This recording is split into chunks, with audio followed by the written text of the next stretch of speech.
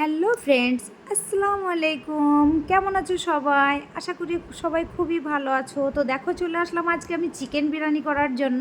তো প্রথমে আমি চিকেন নিয়ে নিলাম, এরপর আমি কাঁচা লঙ্কা দিয়ে দিলাম আর আদা রসুন বাটা দিলাম। এরপর আমি শুকনো লঙ্কা গুঁড়ো দিয়ে দিলাম আর হলুদ গুঁড়ো দিলাম।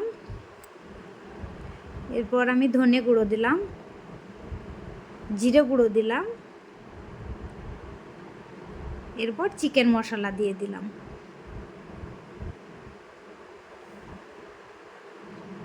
লবণ দিয়ে দিলাম আর কিছুটা টক দই দিয়ে দিলাম। তো দেখো আমি মিক্স করছি।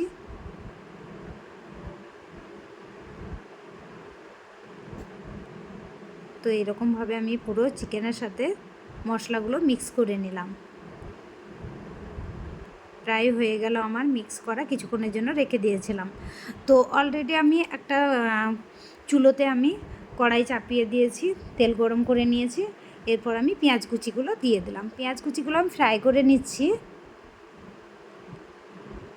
তো একটু লাল হয়ে গেল। লাল হয়ে যাওয়ার পরে আমি ওই যে মাখানো চিকেনটা দিয়ে দিলাম।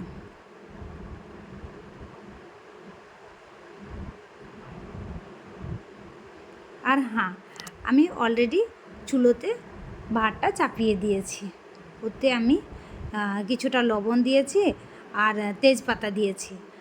আর আমার কিন্তু গোটা বিরিয়ানি মশলাটা খায় না আমার বাড়ির লোকেরা, তার জন্য আমি বেরেস্তার সাথে আমি